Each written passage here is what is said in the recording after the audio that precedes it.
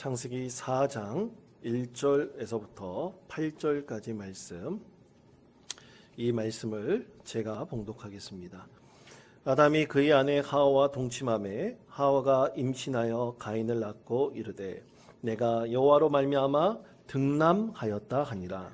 그가 또 가인의 아우 아벨을 낳았는데 아벨은 양치는 자였고 가인은 농사하는 자였더라.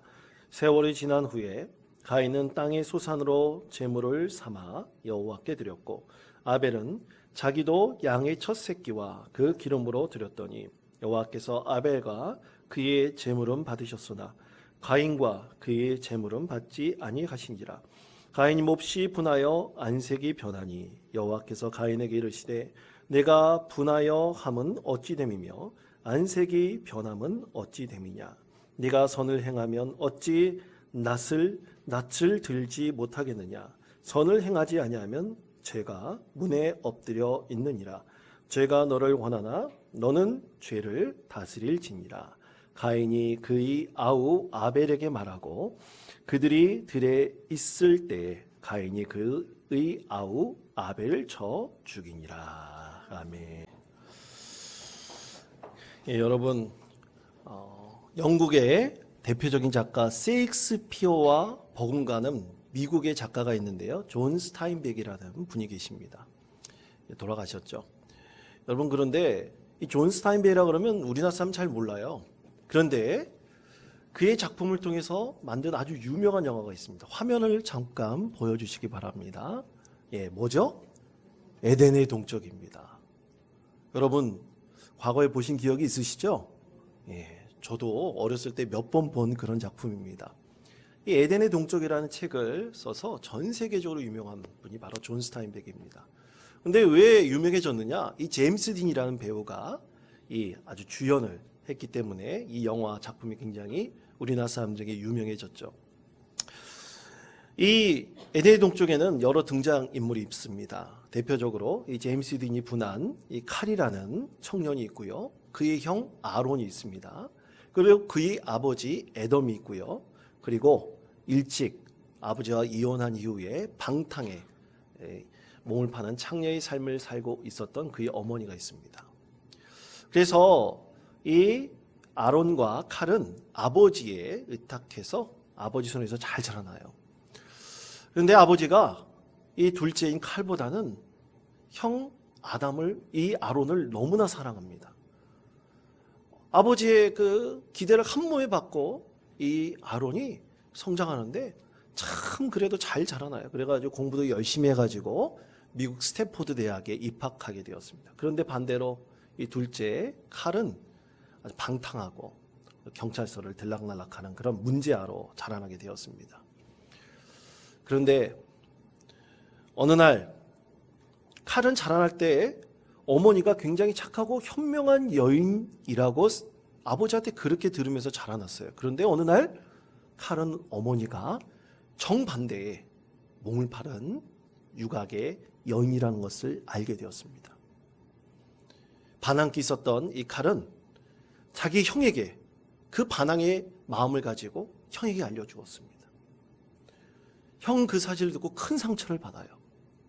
그리고 자기 아들들이 전혀 이 어머니에 대해서 모르고 자라나기를 원했던 그 어머니는 이 아들들이 자신의 과거를 안다는 사실을 알게 되었고 급기야 스스로 수치심에 목숨을 끊습니다.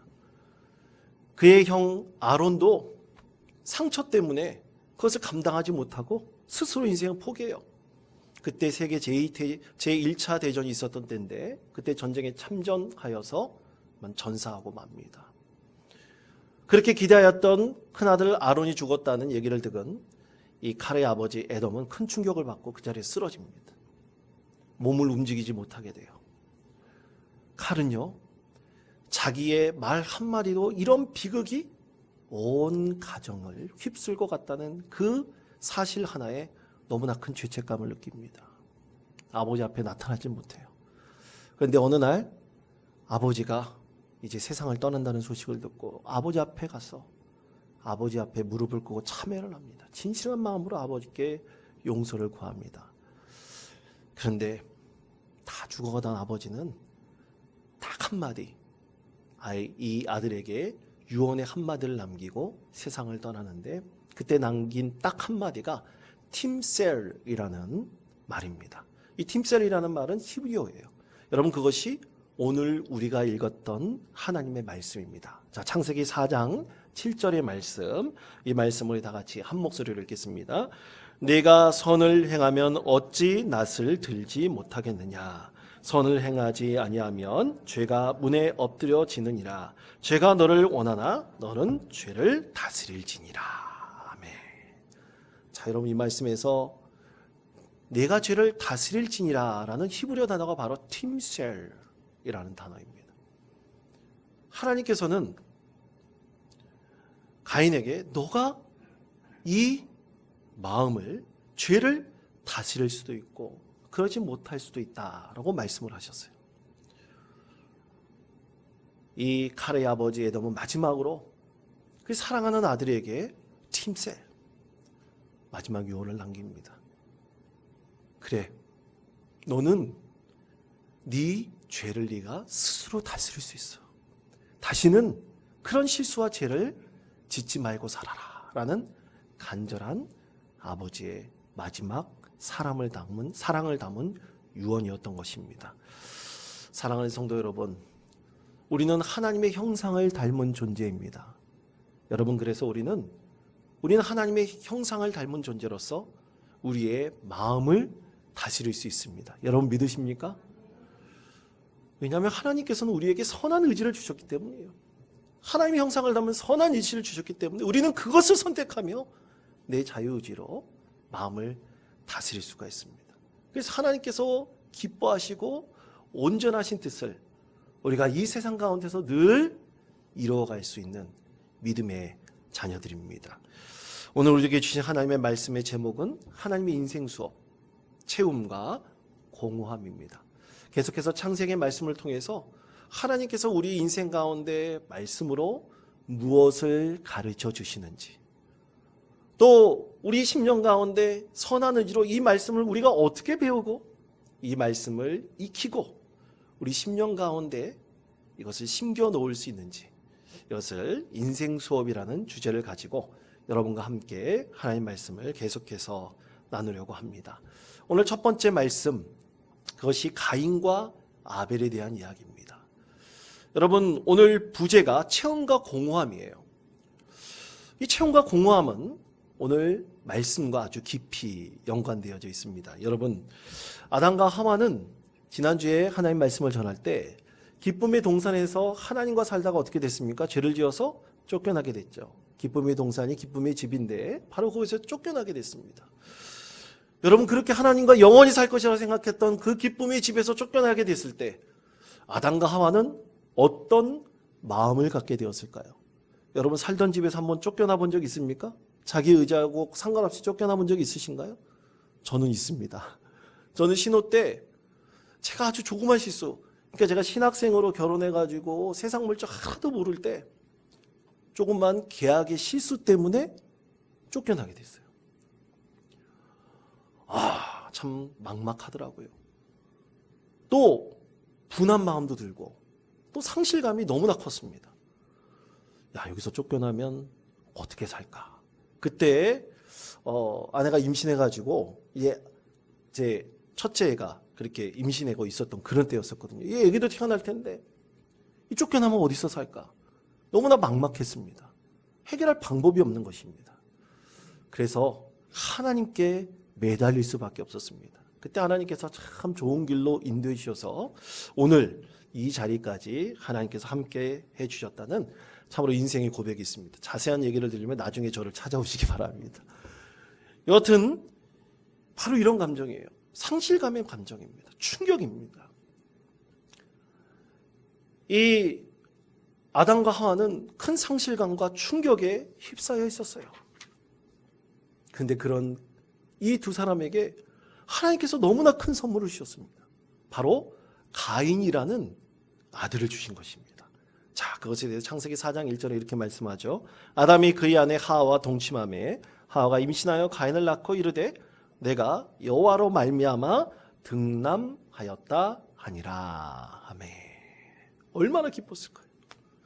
그래서 여러분, 이름을 잘 짓는 사람이 누굽니까? 아담이잖아요. 아담이 그래서 이 아들을 얻자마자 가인이라고 이름을 지었어요. 가인이란 뜻은 어둠이란 뜻입니다. 그리고 이 얻었다는 뜻은 자기의 소유가 됐다는 거예요.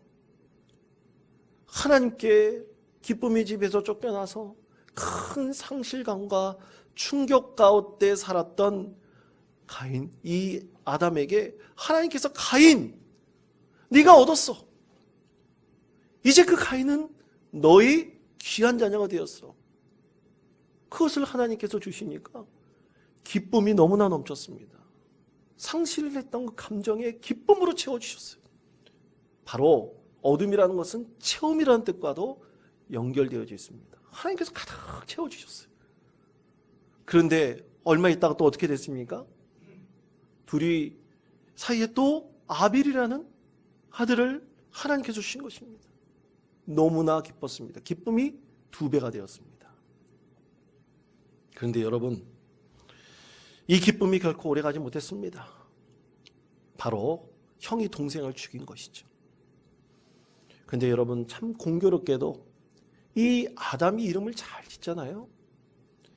이 아벨이라는 이름의 뜻이요, 공허, 허무, 그리고 증기, 그런 뜻을 가지고 있습니다. 하나님께서 기쁨으로 그의 심령의 상실감을 가득 채워주셨는데 그것이 그냥 안개처럼, 연기처럼, 증기처럼 다 사라져버린 것입니다. 그냥 허무하게 사라져버린 빈 공허감이 그의 심령 가운데 가득 채우게 되었던 것입니다. 여러분, 이 체험이 어떻게 공허로 바뀔 수 있을까요? 여러분, 이것에는 분명한 이유가 있습니다. 여러분, 사람은요, 사회적 존재입니다. 그래서 사람은 늘 경쟁 가운데 있습니다. 그 경쟁은 선한 경쟁입니다. 형제들 가운데서도 경쟁이 있습니다. 이 경쟁을 말릴 수가 없습니다. 아이들 키우다 보면 먹는 거 갖고도 싸우고, 또 옷 갖고도 싸우고, 또 하여간 그런 경쟁 관계를 통해서 성장하게 되죠. 근데 여러분, 이 경쟁하다 보면 자기 마음에 시기심이 들 때가 있습니다. 하지만 여러분, 우리가 하나님과의 관계에 있어서 경쟁할 이유가 있습니까? 경쟁할 이유가 없습니다. 하나님과 나와의 관계는 1대1의 관계예요. 누가 믿음이 좋고 나쁘고 상관이 없습니다. 우리는 이 세상에서 사회적 존재처럼 하나님과의 관계에 있어서는 경쟁할 이유가 아무도 없습니다. 우리 하나님께서는 그 누구도 우리의 믿음을 비교하지 않으세요. 오직 나의 믿음, 우리 모든 성도들의 믿음, 그 신앙 그 자체를 하나님께서 귀하게 여기시고 그를 높여주시는 것입니다. 그런데 인간이 그것을 착각해요. 신앙에 있어서도 누가 믿음이 좋다, 누가 믿음이 좋지 않다, 비교의식을 갖습니다. 그러다 보니 시기심이 생기게 마련이죠. 그것으로 인해서 가인은 큰 죄를 지었습니다. 유리 방황하는 인생이 되었습니다. 자, 그렇다면 가인은 오늘 하나님께서 이 말씀을 통해서 가인에게도 인생 수업을 주시는데 가인이 깨닫지 못하고 놓친 것은 과연 무엇일까요? 가인이 아벨과 다르게 그 인생 가운데 놓쳐버린 가장 중요한 가르침은 과연 무엇일까요? 첫 번째는 진정한 예배입니다. 자, 창세기 4장 3절에서부터 4절까지 말씀을 다 같이 한 목소리로 읽겠습니다. 세월이 지난 후에 가인은 땅의 소산으로 제물을 삼아 여호와께 드렸고 아벨은 자기도 양의 첫 새끼와 여호와께서 아벨과 그의 제물을 받으셨으나. 아멘. 여러분, 가인과 아벨의 예배의 가장 큰 차이는 바로 진정성, 진실함이 있었습니다. 혹자는 이 말씀을 해석하기를 아벨은 이 양을 치는 사람이었고 가인은 곡식을 재배하는 사람이었으므로 이 이스라엘 백성들이 유목민 아닙니까? 그러니까 하나님께서 아벨의 예물만 받아주셨다. 그 예배만 받아주셨다라고 이해하는 분들이 있습니다. 여러분, 그것은 너무나 큰 자의적인 해석입니다. 하나님께서는 두 사람 똑같이 예배 드리는 것을 당연히 기뻐하실 분입니다. 아주 중요한 말씀이 있어요. 여러분, 이 말씀 중에 4장 3절에 보면 세월이 지난 후에 라는 말씀이 있습니다. 여러분, 많은 세월이 지난 후에 가인과 아벨은 성장했습니다. 그래서 땀을 흘려서 자신의 거둔 소산물로, 그리고 거둔 이 짐승으로 하나님을 예배하였죠. 그들이 땀 흘려서 거둔 것은 똑같습니다. 그런데 여러분, 가인과 아벨에게 있어서 차이점이 있었어요. 세월이 지나고 또 지날수록 하나님을 향한 마음이 간절한 사람이 있는 반면에 그렇지 못한 사람이 있습니다. 가인과 아벨은 바로 이 차이가 있었습니다. 세월이 지나면 지날수록 더욱더 그가 가진 소유를 통해서 하나님을 예배하고 기뻐하는 것이 그의 인생 가운데 참으로 즐거움이지만 그러지 못한 가인과 같은 사람이 있었던 것입니다. 그래서 하나님께서는 그의 세월이 지나면 지날수록 두 사람의 믿음이 같이 성장하기를 원했지만 한 사람은 정체되어 있었던 것입니다. 사랑하는 성도 여러분, 하나님을 향한 믿음은 날이 갈수록 자라나는 것입니다. 머물러 있는 것이 아니고 자라나는 것입니다. 그러면 어떻게 자라날까요? 여러분, 그것은 간단합니다. 하나님의 은혜를 사모하는 사람일수록 그의 믿음은 더욱더 성장하고 자라나게 됩니다. 그러나 하나님의 은혜를 매일같이 사모하지 않는 사람은 머물러 있습니다. 아니, 잘못하면 후퇴할 수도 있습니다. 우리가 늘 하나님의 은혜를 사모하면 사모할수록 우리는 하나님을 진정으로 예배하게 되고 하나님을 만남으로 우리는 그 가운데 진정한 즐거움을, 기쁨을 누릴 수가 있습니다. 20세기 복음주의 신학자로 알려진 제임스 패커, 그가 89세 되었을 때 그에게 큰 불행이 찾아왔습니다. 갑자기 눈이 보이지 않는 거예요. 실명의 위기에 빠졌습니다. 병원에서 고칠 수 없다고 합니다.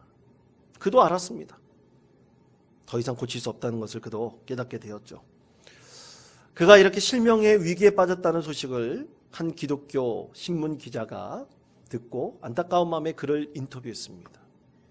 인터뷰할 때 제임스 패커는 담대하게 이렇게 고백을 했습니다. 하나님께서는 그분이 하시는 일을 다 알고 계십니다. 저희 실명은 본부로부터 내려온 분명한 하나님의 지시입니다. 저는 실명을 하나님의 사인으로 받아들입니다. 그가 지금까지 외치고 지금까지 믿어왔고 지금까지 하나님의 은혜를 사모했던 그 방식 그대로 늘 그는 하나님 향한 그의 간절한 마음을 그의 인생 가운데 실천하고 있었던 것입니다. 그래서 그 기자는 신문에 이렇게 기사를 실었는데요. 그 첫 제목이 이런 것입니다. 89세의 패커, 시력을 잃었지만 여전히 그리스도를 보다. 사랑하는 성도 여러분, 그렇습니다.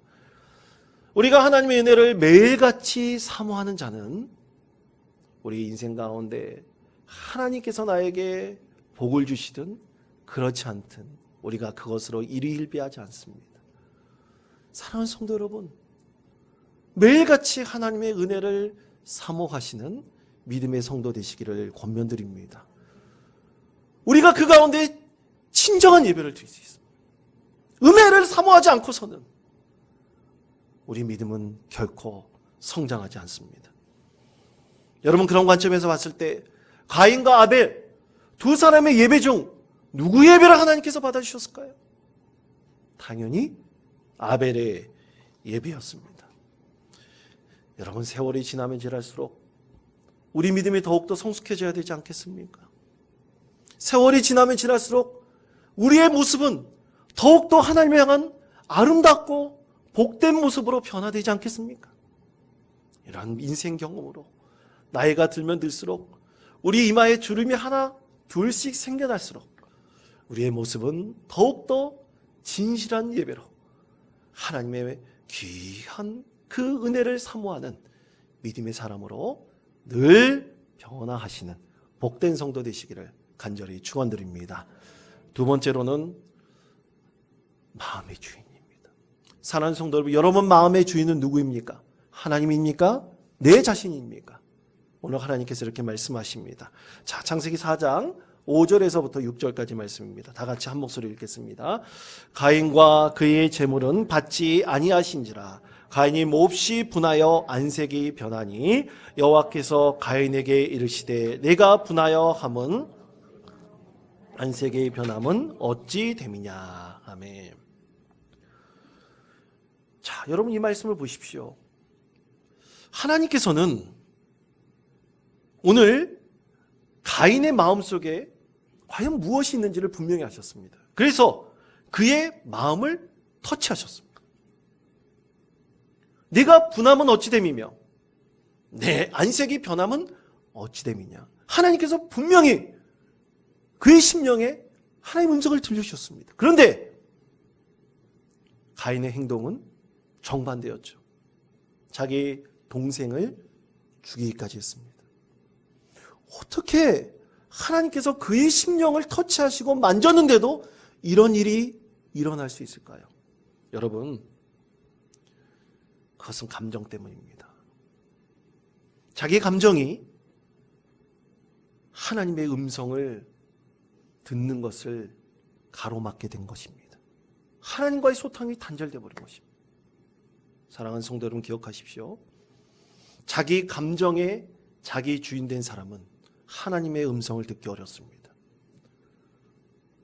하나님과 소통하기 너무나 힘이 듭니다. 왜냐하면 그 감정이 하나님과의 통로를 차단해버리기 때문입니다. 여러분, 하나님께서는 마음이 가난한 사람은 천국이 저희 것이라고 말씀하셨습니다. 이것에 대해서 누가복음은 가난한 사람, 그러니까 물질이 없고 또 그렇게 가난한 사람들은 하나님께서 그들에게 천국을 주실 것이다, 그런 말씀으로 이해를 합니다. 그러나 여러분, 많은 학자들이 마음이 가난한 자, 이것에 대해서 해석하려는데 너무나 어려워요. 하나로 규정할 수가 없습니다. 그런데 여러분, 마음이 가난하다는 것은 과연 무엇일까요? 노자의 도덕경에 보면 이 가난에 대해서 의미로 이 노자는 텅 빈 공간, 그것이라고 얘기했어요. 비어있는 것이라고 했어요. 그러니까 마음이 가난하다는 것은 뭔가 우리 마음이 허전하고 비어있는 것이다 라고 우리가 해석할 수도 있습니다. 이렇게 마음이 가난하고 비어있으면 우린 그것에 무엇을 채워야 됩니까? 천국의 소망으로, 영생으로 우린 가득 채워야 될 것입니다. 그렇게 하나님을 향한 기쁨과 은혜로 가득 채우면 됩니다. 그런데 믿는 사람들은 자체에 두고라도 안 믿는 사람들은 그것을 뭘로 채웁니까? 자기 인생의 정욕과 탐심으로 채워가려고 합니다. 이것에 대해서 성경에서는 아주 예수님께서는 기가 막힌 이야기를 우리에게 들려주십니다. 여러분, 성경 말씀해 보면요, 어떤 사람에게 귀신이 들렸다가 귀신이 나간 이야기를 말씀하세요. 귀신이 사람 몸속에 들어가서 행동을 하죠. 그러니까 사람이 어떻게 보면 귀신의 집입니다. 근데 귀신이 이 사람이란 집을 떠나가지고 더 좋은 아주 화려한 집을 찾으려고 떠났나 봐요. 근데 앞만 눈 씻고 찾아봐도 도저히 들어갈 집이 없는 겁니다. 그래서 아예 안 되겠다, 구간이 명간이라고 내가 옛날 집으로 들어가야겠다라고 이 나간 귀신이 옛날 그 집을 찾아보니까 집이 완전히 청소되고 잘 수리되어져 있어요. 얼씨구나 잘 됐다. 그래서 그 귀신이 자기보다 더 악한 7귀신을 데리고 그 집에 들어갔다고 주님께서 말씀하셨습니다. 여러분, 이 얘기가 무슨 얘기입니까? 우리 마음의 주인이 하나님을 삼지 않으면 우리는 더 많은 악한 생각과 악한 마음에 사로잡히게 됩니다. 여러분, 혹시 마음속에 내가 미워하는 사람이 있습니까? 이제 그것을 끊어버리십시오. 미워하는 사람이 있으면요, 더 미워하는 사람이 보입니다. 더 미워하는 생각과 더 미워하는 마음이 내 심령을 더욱더 가득 차게 됩니다. 바로 이것이 문제입니다.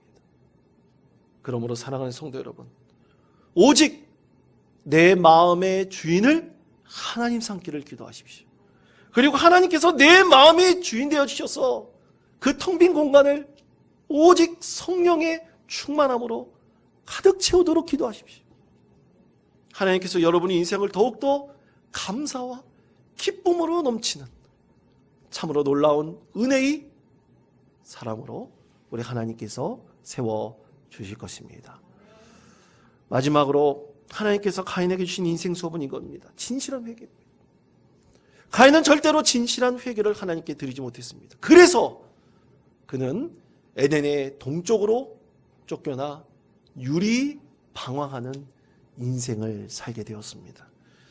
여러분, 교회 오면 늘 회개하십시오. 회개하십시오. 우리 예배 드릴 때도 올해부터 참회의 기도를 우리가 함께 제가 읽고 참회의 시간을 갖습니다. 어떤 분들은 이 회개한다는 것이 참 부담을 갖습니다. 근데 왜 부담을 가질까요? 그것은 회개를 어떤 버벅인 것처럼 그렇게 우리가 생각하고 있기 때문입니다. 예를 들어볼까요? 여러분, 혹시 속도 위반하신 적 있습니까?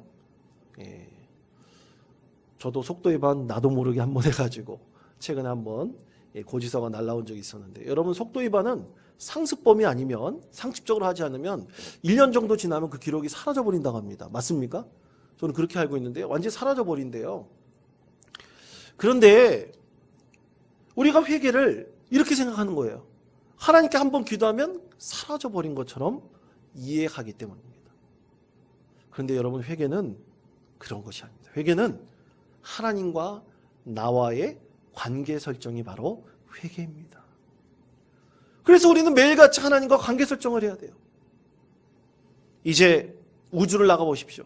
이제 우리가 더 오래 살면 우주 여행할 그런 기회도 생길지도 모르겠습니다. 근데 우주를 나갈 때, 여러분, 우주는, 거기는 진공 상태예요. 한번 움직이면 그대로 쭉 나아갑니다. 행동 에너지를 가지고 쭉 나아가겠는데, 여러분, 우주에서도 어떤 우주 정거장으로 나가는 우주선이 그 방향으로 쭉 나갈까?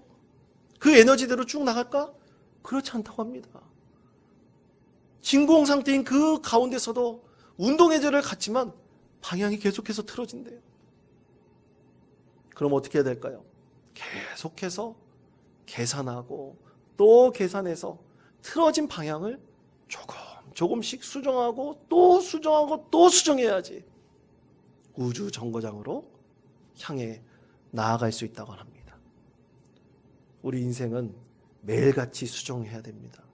매일같이 하나님께로 향하는 마음을 하나님께 드려야 됩니다. 회개가 바로 그런 것입니다.